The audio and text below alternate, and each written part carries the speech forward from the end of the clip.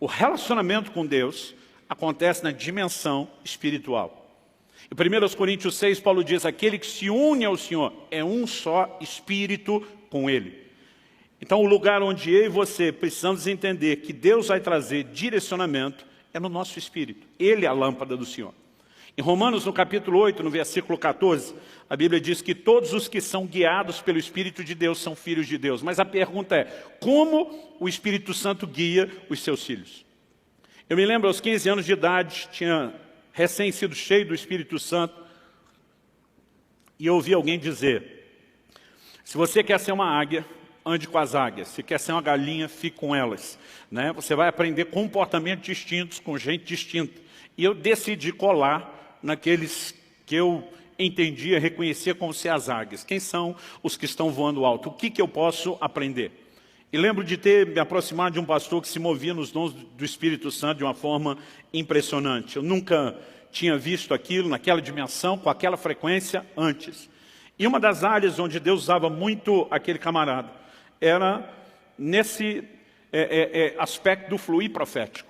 Era impressionante, tanto palavras proféticas, línguas com interpretação, palavra de conhecimento, né? Eu via ele falar coisas assim da vida das pessoas impressionantes. Aliás, foi uma das primeiras palavras proféticas que eu recebi na minha vida.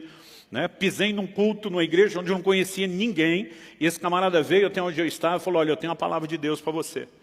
Com a cabeça do lugar onde eu fui treinado, imaginei, acho que ele vai me ler um versículo da Bíblia. E quando eu falei, vai em frente, esse camarada me lascou-lhe uma palavra profética que eu nunca tinha visto nada semelhante. Ele falou dos segredos do meu coração, de dilemas que eu estava vivendo, de coisas que estavam acontecendo na minha casa, com meu pai. Né? Eu sabia não só que era impossível ele saber daquelas coisas, como tinha aquele testemunho, Deus está falando comigo. Isso mudou minha vida, gente. Porque até então eu imaginava o relacionamento com Deus, né, ou de Deus conosco, meio que sendo uma coisa no atacado. Deus lidando com todo mundo no geral. Eu nunca tinha percebido a importância de entender um relacionamento pessoal. Até aquele dia onde Deus não apenas está falando dos segredos do meu coração, mas dos planos e do propósito que Ele tinha para a minha vida.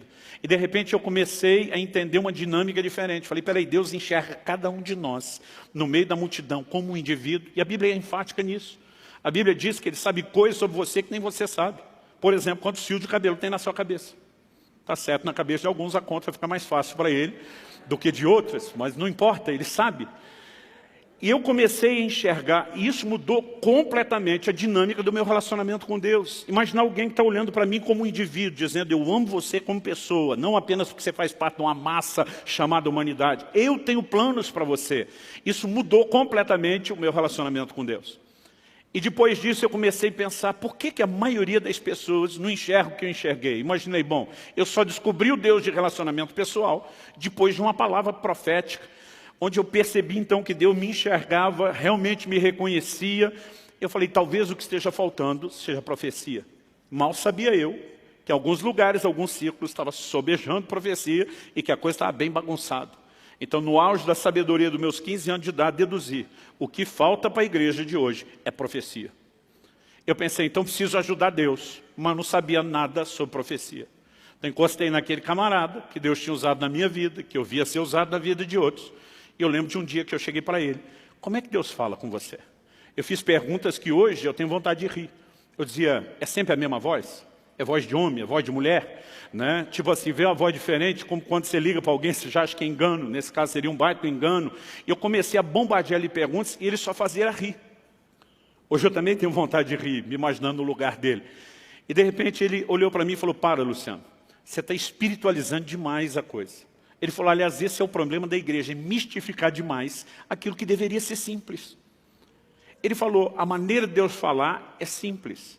Ele falou, o jeito que você está perguntando, você dá a entender que você acredita quando a gente diz, Deus me falou, que a gente está ouvindo uma voz. E era isso que eu imaginava. Cada vez que um homem ou uma mulher, Deus dizia, Deus falou comigo, imaginava uma criatura andando por aí, ouvindo vozes. Ele falou 2 ou 3 vezes na minha vida, no máximo, eu ouvi uma voz. E há momentos, eu fui descobrir isso depois pela experiência, mesmo quando a gente chega ao ponto de ter uma experiência espetacular dessa de ouvir uma voz, que você tem hora que não consegue entender se ela é externa ou interna, mas ela é clara. Eu também não tive muitas experiências dessa ao longo da minha caminhada. Ele falou, a maior parte do tempo Deus fala comigo de uma forma simples. E eu falei, mas como assim simples? Ele falou, simples. Pensa numa coisa interior. Ele falou, não é, mas parecida com um pensamento, um sentimento. E a hora que ele falou isso, gente, pensa num camarada que ficou frustrado, fui eu. Porque eu tinha fantasiado um negócio tão espetacular que o camarada estava chutando todos os castelinhos de areia que eu tinha fantasiado a respeito do assunto. Eu lembro que eu olhei para ele e falei, você é tão parecido com o pensamento ou sentimento, o que garante que não é você pensando ou sentindo? Ele olhou para mim e falou, aquela palavra que eu te dei, era eu pensando ou sentindo? Eu falei, não, aquela foi boa pra caramba. Não tinha como ser você pensando ou sentindo. Ele falou, mas o processo é simples. E ele foi uma das pessoas que Deus usou para me ajudar a entender a dinâmica dos dons. Ele diz, Luciano, o resultado pode ser espetacular, mas o processo é simples. Então ele falou, eu vou tentar te ajudar. Ele olhou para mim e falou assim, você tem certeza da sua salvação? Eu falei, tenho. E foi bem dramático. Ele falou, se você saísse pela porta da igreja hoje, e um caminhão, a jamanta carregado, te atropelasse na rua, fizesse picadinho de você, para eu me imaginar bem morto mesmo. Ele falou, você tem certeza que está salvo e queria o encontro de Jesus? Eu falei, tenho. Eu falei, como que você tem a certeza? Jesus alguma vez te apareceu pessoalmente? Pode dizer, meu filho, eu mesmo te garanti com o meu sangue, tu está dentro. Eu falei, não. Ele falou, algum anjo te apareceu trazendo uma cópia autenticada do livro da vida, dizendo, o número de protocolo tal, apresenta na entrada que você vai ser colocado para o lado de dentro? Eu falei, também não. Ele falou, você ouviu alguma voz de trombeta anunciando sua salvação? Eu falei, não. Ele falou, pelo menos você viu o céu? Eu falei, também não. Ele falou, você nunca viu Jesus, nem anjo, nem o céu, nunca ouviu nada? Eu falei, não. Ele falou, como é que você sabe que é salvo? E eu respondi com a simplicidade de um garoto. Falei, eu sei porque sei porque sei. Se fosse hoje, ainda teria dito, como é que eu sei? Não sei, só sei que eu sei, porque eu sabia que eu sabia que eu sabia. Eu só não sabia como é que eu sabia, mas que eu sabia. Não sabia de onde vinha tanta sabeção, sabimento. Mas eu sabia muito. Eu falei, eu só sei que eu sei. Ele falou, deixa eu te mostrar o que a Bíblia diz. Ele me apontou para Romanos 8,16, que vem logo depois do 8,14, que fala que os que são guiados pelo Espírito de Deus são filhos de Deus. O 8,16 diz que o Espírito testifica em nosso Espírito. A palavra testificar é sinônimo de testemunhar. A Nova Almeida atualizada traduziu isso, confirma ao nosso Espírito que nós somos filhos de Deus. Como é que o cristão sabe que ele nasceu de novo e que é filho de Deus? Por causa de um testemunho interior do Espírito Santo. Aquilo é uma convicção que a gente tem dentro da gente. Então, mesmo que você não teve uma visão espetacular, que você não ouviu uma voz audível extraordinária, você sabe. Eu falei, faz sentido. E eu aprendi naquele dia que essa era a fonte da minha sapiência. A sapiência eu coloquei agora só para dizer para vocês que eu descobri que não tem sabeção nem sabimento. Mas ele diz, essa convicção que você tem, ela procede do Espírito Santo, por isso que ela é forte. Eu falei, agora faz sentido eu saber tanto. Agora ele falou, pensa comigo. Se num dos assuntos tão importantes da vida cristã, que é a certeza de salvação, ele decidiu falar com você por meio de um testemunho interior, e não necessariamente por meio de uma voz audível ou de uma visão espetacular. Ele falou, por que você acha que no resto da vida cristã, ele não possa falar da mesma forma e da mesma maneira? Ele falou, o problema da maioria das pessoas é que elas não entendem a simplicidade do processo e não sabem interagir com o Espírito Santo. Eu me lembro de uma ocasião que eu estava ensinando sobre a simplicidade do testemunho interior. Eu citei semana passada, vou repetir aqui. Tem gente que diz, pastor, Deus não fala comigo, o Espírito Santo nunca falou comigo. E eu digo, todo culto você tem um teste. Quando chega a hora da oferta, 2 vozes falam dentro de você. Uma diz, dá nada não. Ou dá essa menorzinha aí. Falei, outra coisa dentro de você, te sugere o quê? Dá sim, pula para aquela outra maiorzinha. E eu lembro que eu falei para essa pessoa, e não quero parecer que há descaso com o problema. Quem tem é sério, precisa de atenção e cuidado. Mas eu olhei para aquele camarada e falei, a menos você esteja sofrendo no mais alto nível de esquizofrenia e dupla personalidade. Eu falei, por que tem 2 vozes discutindo dentro de você? Eu falei, vamos por eliminatória. A sua nós já sabemos quem é, seu avarento. É a que não quer dar. Eu falei, de quem você acha que é outra sugestão para que você oferte? Aí ele olha para mim com a cara de quem quer desconversar e diz, será que é o diabo? Eu falei, só se ele converteu. Irmão, o tempo todo nós vamos ter experiências assim.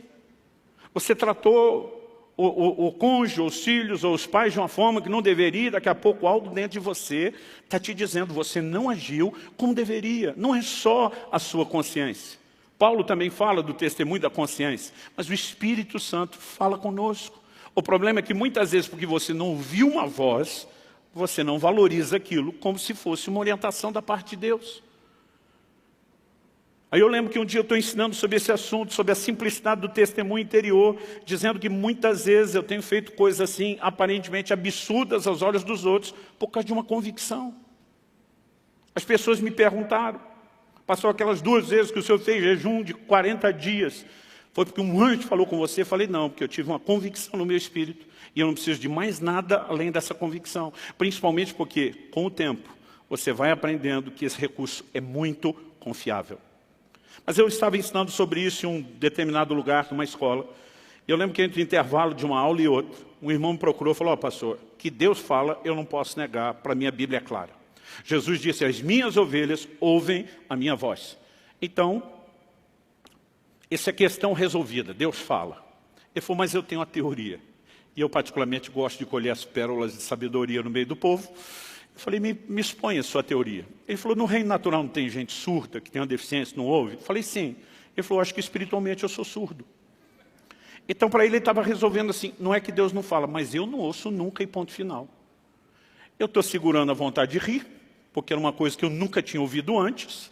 Eu não tinha liberdade com a pessoa, eu estou fazendo uma cara de paisagem, tentando pensar como eu administro isso. E o Espírito Santo falou comigo.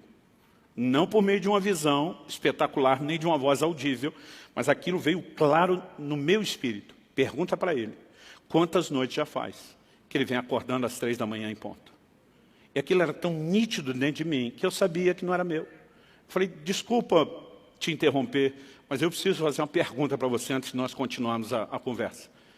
Quantas noites já faz? Você vem acordando às 3 da manhã em ponto. Quando eu falei isso, ele arregalou os olhos. Como é que o senhor sabe disso? Eu falei, quantas noites? Ele falou, nem sei te dizer. Já faz muitas noites. Eu falei, o que acontece quando você acorda às 3 da manhã em ponto? Ele falou, pastor, eu sou um cara que não costuma acordar à noite. Eu deito e durmo assim, com força. Mas ele falou assim, eu acordo toda noite, eu olho no relógio, não é 2h59 nem 3h01. A hora que eu acordo, é 3 em ponto instalado. Eu falei, ok, o que você sente? Ele falou, eu sinto a vontade de orar. Eu falei, o que você faz? Ele falou, pastor, isso não é hora de orar, eu viro para o lado e durmo. Eu olhei para ele e falei, criatura, seu problema não é surdez espiritual, é estupidez espiritual. Eu falei, tu não parece nem dos que gostam de orar, acorda toda madrugada, 3 em ponto, com o mesmo desejo, e não entendeu que é Deus te chamando. Aí ele me olha e diz, sabe que o senhor falando assim agora? Irmãos, nós mistificamos o que é a liderança do Espírito Santo. E nós muitas vezes não conseguimos viver nesse lugar por falta de correspondência. Aliás, existe algo a respeito do profético que eu aprendi. Eu entendi isso muito mais dentro da questão da prática do fluir profético e dos dons, mas acredito que a dinâmica para viver a liderança do Espírito Santo é a mesma, até porque eu falei antes, se você não corresponder com Deus, você nunca vai passar para o próximo nível. E algo que eu entendi foi aquela dinâmica que a Bíblia nos mostra a respeito de quando Deus fala com Samuel a primeira vez. O menino está vivendo na casa de Deus, mas a Bíblia diz que naqueles dias as visões eram raras e não muito frequentes.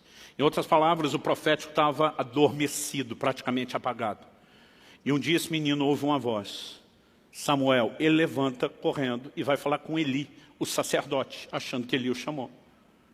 Imagino ele aborrecido até ter sido acordado por algo que ele não sabe, diz, não te chamei, piá.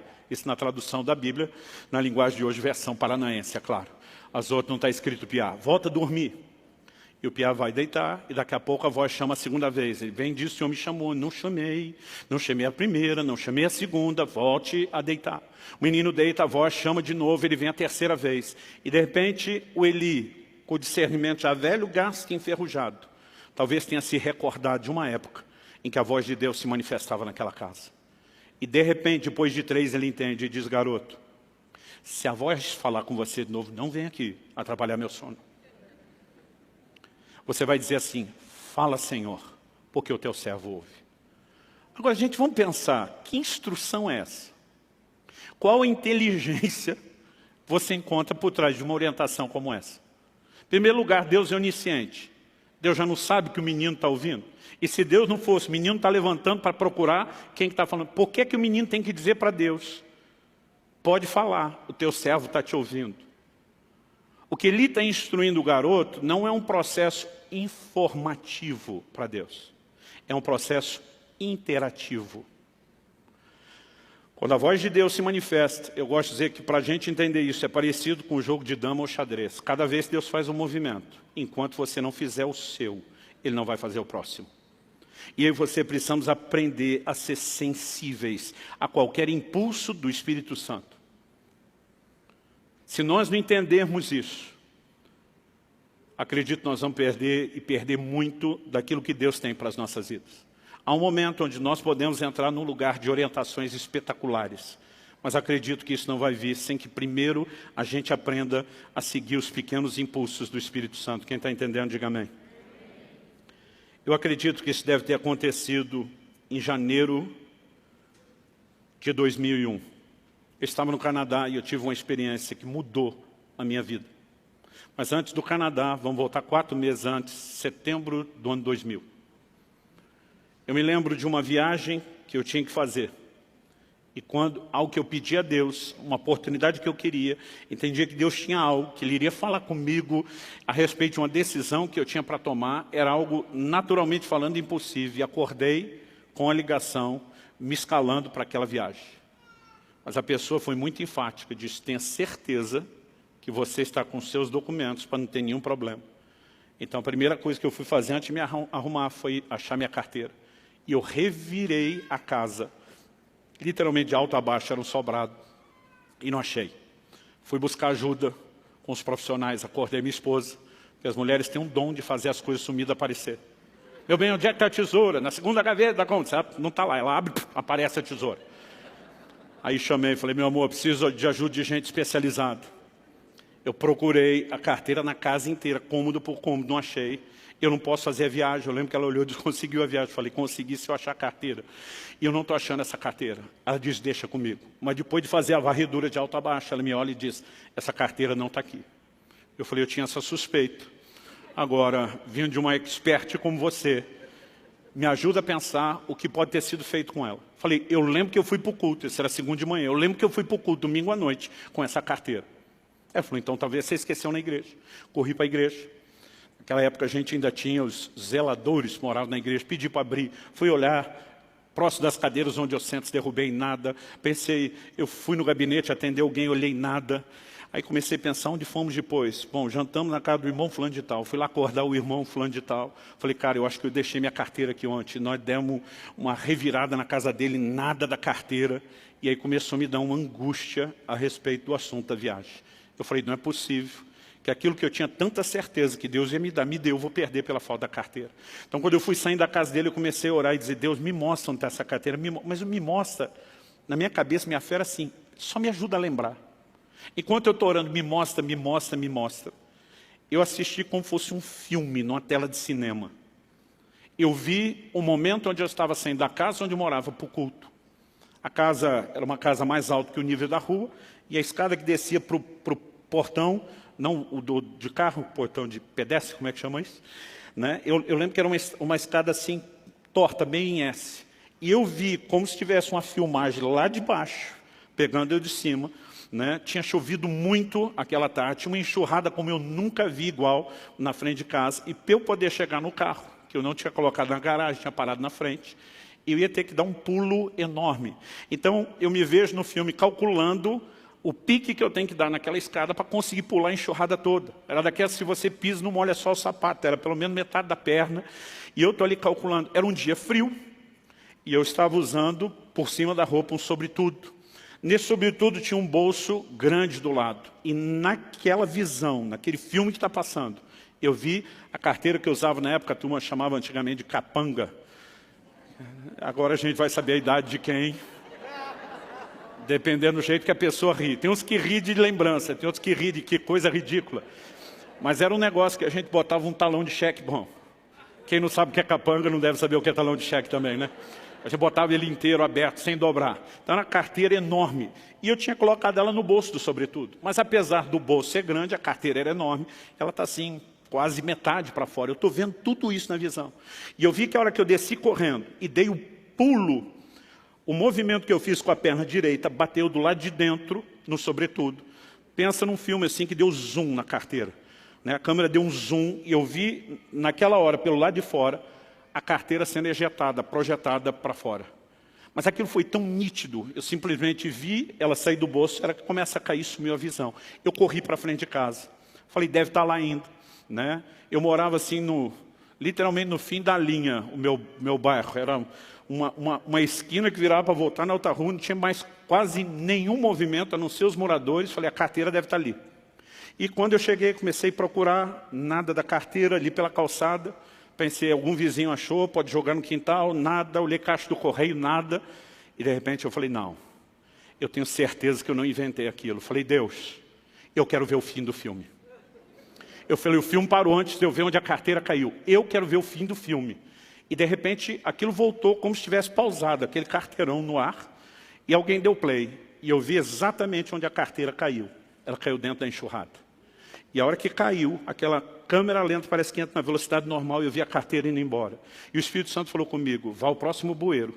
A carteira é grande e enroscou. Ela não desceu, ela está presa no bueiro. Achei o bueiro, a carteira estava lá. Irmão, pensa num cara que ficou empolgado. 4 meses se passaram, eu estou lá no Canadá e depois de um culto que tivemos, um mover do Espírito bem gostoso. O pastor Frank Seixas, que já pregou aqui, acho que foi no novembro, antes da pandemia, ele estava nos recebendo, ele pastoreia uma igreja de canadenses, e nós tivemos um mover do Espírito tão gostoso. Eu lembro que o assunto do almoço era sobre o mover do Espírito Santo. E cada um começou a compartilhar experiências pessoais, de direcionamento. Eu estava com aquela fresquinha, e joguei a minha história na mesa. E quando eu joguei, todo mundo, uau! Tipo, essa foi boa pra caramba. E eu estava metido que só, dizendo, essa foi boa mesmo, uma das melhores da minha vida. E eu lembro que o pastor Kiko, como a gente chama lá, o Frank, ele falou para mim, muito boa, mas sabe quando o cara fala assim com a cara de mais? Eu falei, mais do quê? Ele falou, mas já vi uma melhor. Eu falei, não acredito, você vai querer ganhar. Ele falou, não, só fui a testemunha. A experiência não foi comigo, mas eu estava lá e eu presenciei. E ele compartilhou a experiência de um pastor, já está com o senhor, desses da vanguarda do avivamento do Brasil. Ele falou, você conhece fulano de tal? Eu falei, conheço. Já encontrei o velhinho, muito aeroporto rodoviário e muita igreja por aí. Ele falou, pois bem, ele foi uma das pessoas que levou a nossa família, a nossa igreja a experimentar o mover do Espírito Santo. Eu, depois de alguns anos, encontrei ele em algum lugar e, mais a título de educação do que esperando que acontecesse depressa, falei para ele, pastor, o senhor roda o mundo todo. Quando estiver no Canadá, me procure, dê um cartão. Ele falou assim, poucos meses depois ele me liga e disse, Kiko, estou ministrando aqui no Canadá, gostaria que você pudesse estar na reunião conosco e quem sabe depois a gente almoça junto. Ele falou, Luciano, se você conhecer o velhinho, sabe que ele é uma máquina de contar história e testemunho o tempo todo, pela forma como ele vivia em Deus. Ele falou, o almoço está estendendo, e de repente ele resolveu dispensar os irmãos que o tinham trazido de Toronto, a mais ou menos 1 hora de distância. Ele falou, você pode me levar a Toronto depois para a gente ter mais tempo junto? Ele falou, posso, pastor. Já morei lá, só pego o endereço. Naquela época não tinha GPS, como nós temos hoje. Ele pegou o endereço e disse, por precaução, vou chegar 1 hora antes para ter tempo de procurar o endereço.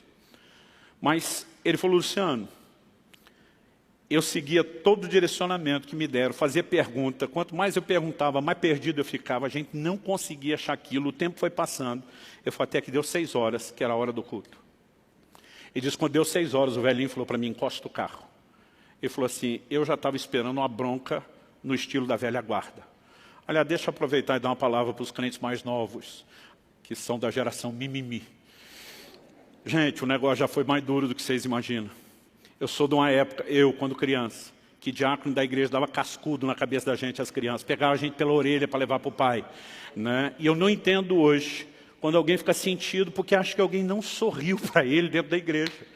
Eu digo, tu tinha que ter conhecido a época dos crentes raiz e não Nutella. Bom, hashtag fica a dica, talvez Deus esteja falando, talvez seja só eu, mas fica a dica. Ele falou, eu estava esperando uma bronca no estilo da velha guarda. Mas o velhinho não falou nada comigo, ele só fez uma oração e disse, Deus, o Senhor me trouxe a esse lugar. O Senhor já me mostrou, inclusive, o que quer fazer naquele culto. O único que não me quer lá é o diabo. Então ele falou, eu não aceito a gente ficar perdido. Ele falou, nós usamos os nossos recursos e o tempo que a gente tinha. Ele falou, nós não temos mais tempo para perguntar e nem para tentar. Ele falou, Espírito Santo, estou recorrendo diretamente ao Senhor. O Senhor conhece essa cidade melhor do que o homem que construiu, que planejou. Nos dirige a esse lugar. E meu amigo, olha, eu até creio em direcionamento de Deus, mas acho que o velhinho está no nível de desespero, porque ele achou um absurdo aquilo. Mas o velhinho falou para ele, agora segue em frente, vira para cá, vira para lá. Ele falou, Luciano, nem se o caminho tivesse sinalizado. O velhinho mal sabia falar bom dia, boa tarde, boa noite em inglês. Ele falou, ele não saberia chegar. Mas nós dirigimos alguma coisa em 10, 15 minutos, foi rápido. Paramos na frente de um prédio, sem movimento, sem placa, sem nada. Ele disse, pode perguntar que é aqui. O que me disse, Luciano, eu pensei que a chance era eu perguntar para alguém onde era o endereço. Ele falou, mas quando voltei para o carro, voltei com as pernas mole, né, porque nós estávamos em frente à igreja onde ele ia pregar. Depois eu descobri que o movimento era todo pelo fundo, portanto a turma acabou colocando a sinalização no fundo, né? Mas se tivesse um GPS, mandaria exatamente ali na frente. Aliás, foi nesse dia que eu resolvi atribuir a esse nível de direcionamento a palavra GPS. Que é guiado pelo Espírito. Aí você tem que cortar o E e botar um S para dar certo, né? Quando ele contou essa experiência, gente, é sério, eu não sei explicar o que aconteceu, mas algo me pegou por dentro. Me deu um desespero de correr daquela mesa. Eu lembro que o almoço estava sendo na casa que eu estava hospedado, eu falei, gente, me dá licença. Eu só levantei, eu vazei, eu corri para o quarto. Onde eu estava hospedado, eu fechei aquela porta, eu dobrei meus joelhos, eu comecei a chorar, eu estava debaixo de um toque de Deus inexplicável. Eu comecei a dizer assim, ó, a experiência da carteira foi boa. Foi boa pra caramba, mas essa aí foi bem melhor.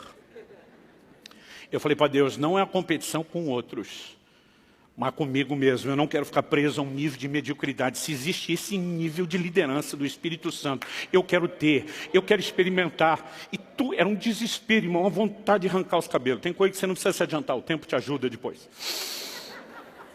E eu disse, eu quero viver a liderança do Espírito Santo. E eu estou ali de joelho chorando e eu nunca mais vou esquecer esse dia.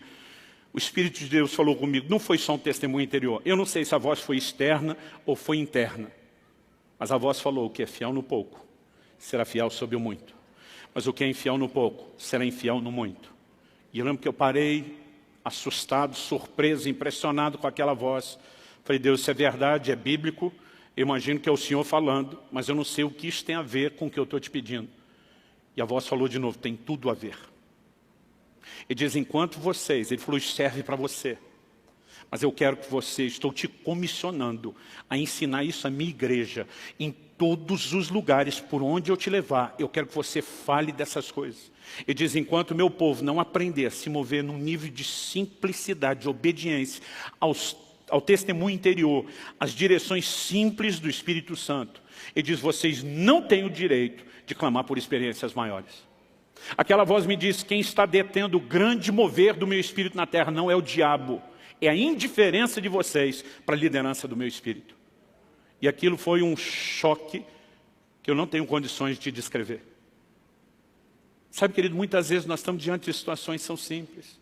Eu me lembro da época onde a finada locadora de vídeo, que já não existe mais, e eu entrava na locadora, às vezes para não perder tempo, esperava que alguém me desse uma indicação, né, de um filme que valesse a pena ver, que não ia perder meu tempo nem meu dinheiro. Mas mesmo quando às vezes tinha uma indicação de alguém, pegava numa caixinha, às vezes acendia, eu passei a usar essa expressão por uma ilustração que meu pai dava.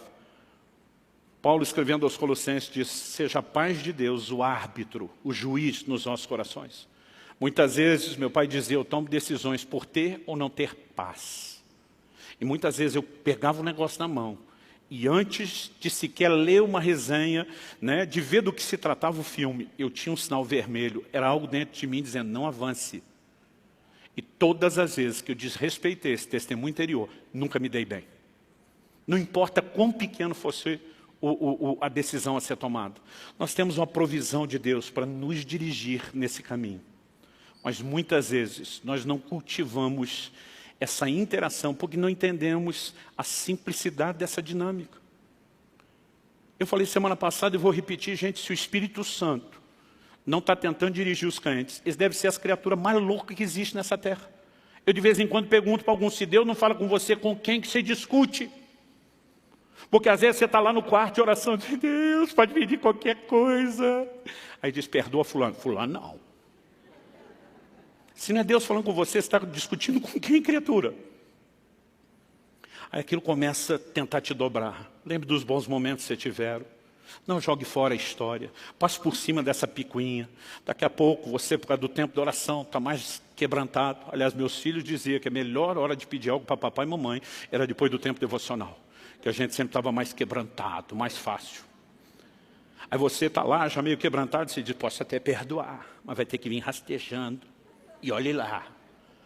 Mas daqui a pouco, você está numa luta com aquela coisa interior, que nem você sabe explicar. E de repente você vê que você está perdendo a queda de braço. E daqui a pouco você está chorando, tá bom, eu perdoo em nome de Jesus. E algo vem e lava a sua alma. Quem é que fez isso com você? É o Espírito Santo. Agora, se eu e você entendemos o que é esse testemunho interior e aprendemos a ser sensíveis e corresponder, nós vamos viver coisas extraordinárias. Quem está entendendo, diga amém.